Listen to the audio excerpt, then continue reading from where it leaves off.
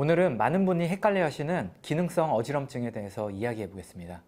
메니에르, 이석증 진단을 받아보고 CT나 MRI, MRA까지 검사하는데도 이상이 없는데 계속 흔들리고 어지러운 증상을 호소하시는 분들이 계십니다. 차라리 원인이라도 명확하면 답답한 거는 덜 하실 텐데 검사상으로는 전혀 문제가 없지만 환자분은 이 어지러운 증상 때문에 굉장히 고생을 많이 하십니다. 차라리 원인이라도 명확하면 답답한 건 덜 하시겠지만 전체가 다 정상이라고 진단을 받았는데도 환자분 스스로는 어지러운 증상으로 고생하시니 삶이 힘들다 라고까지 말씀하십니다. 먼저 결론부터 말씀드리면 기능적 어지러움 증상은 귀나 뇌 구조의 문제가 아니고 몸 전체의 안정성 시스템이 무너져서 생기는 현상입니다. 사람의 균형은 시각, 전정기관, 고유 수용성 감각 이 세 가지가 합쳐져서 만들어집니다. 쉽게 말해서 눈으로 주변을 보고 귀의 전정기관이 움직임을 감지하고 근육과 관절의 위치 정보를 고유 수용성 감각이 제공받아야 몸이 안정적으로 움직일 수 있습니다. 이 중에 하나라도 무너지게 되면 나머지가 과부하를 받기 시작하는 거죠. 기능성 어지러움 증상의 환자분들은 공통점이 있습니다. 일단 체간의 안정성이 굉장히 떨어져 있고 견갑대나 고관절의 안정성마저 낮아져 있는 상태이시죠. 즉 몸이 세워져 있는 기본 축 자체가 틀어져 있는 상태입니다. 이 축이 흔들리게 되면 우리 몸은 무의식적으로 시각에만 의존해서 균형을 맞추거든요. 하지만 체간이나 골반, 고관절이 계속해서 불안정해지면 시각적인 보정만으로는 균형을 잡을 수 없는 순간이 찾아올 수밖에 없습니다.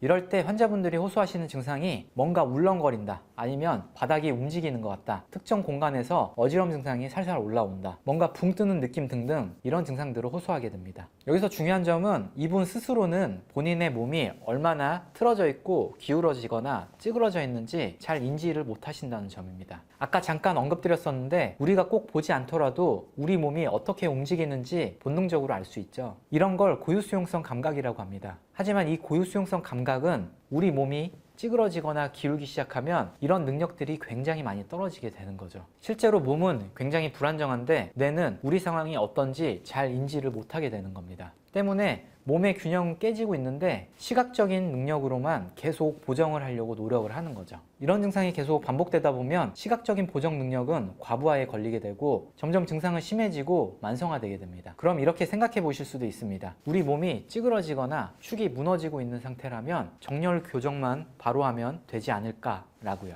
하지만 기능적으로 버틸 수 있는 능력이 없는 몸에 강한 교정을 통해서 정렬만 바로 세우게 되면 오히려 환자분들은 더 불편해질 수도 있습니다. 정상적인 근육들이 제 역할을 못하는 상태이기 때문에 관절의 교정만 시켜놔도 어차피 얼마 안 가서 무너질 수밖에 없는 거죠. 그러면 다시 시각이나 전정계가 과부하에 걸리면서 어지러움 증상이 악화가 될 수 있습니다. 그래서 기능성 어지럼증은 단순히 구조가 아니라 기능적인 면을 회복시켜야 되는데요. 저 역시 임상에서 곽인장된 근육과 신경이 압박된 부위들을 시술로 먼저 풀어줍니다. 먼저 불필요한 긴장과 유착을 풀어주어야 제대로 움직임이 나올 수 있는 재활이 가능하거든요. 이런 분들은 기본적으로 몸이 기울어져 있기 때문에 기울어진 몸을 붙잡기 위해서 근육이 곽인장되어 있고 신경이 압박되어 있는 부위가 굉장히 많습니다. 따라서 이런 곽인장된 근육이나 신경 압박들을 시술로 풀어줘야 되죠. 하지만 시술에서 끝나게 되면 이 기능이 무너진 게 변하지 않았기 때문에 다시 곽인장되고 신경이 압박되게 됩니다. 시술 이후에는 반드시 근신경 재활이 이루어져야 됩니다. 이 기능 재활의 핵심은 관절의 중심화인데요. 관절이 가장 안정적으로 접촉하고 근육과 신경이 자동으로 조율될 수 있는 상태를 만들어줘야 됩니다. 예를 들면 복강 안의 압력이 자연스럽게 유지가 되어야 몸이 더 이상 틀어지지 않고 시각에 의존하지 않을 수 있기 때문에 균형을 잡기 편해집니다. 여기서 더 나아가서 체간, 견갑대, 고관절, 세 축이 다시 하나로 맞춰지게 만들어야 됩니다. 그래야지 시각이나 전정계의 과부하가 줄어들게 되면서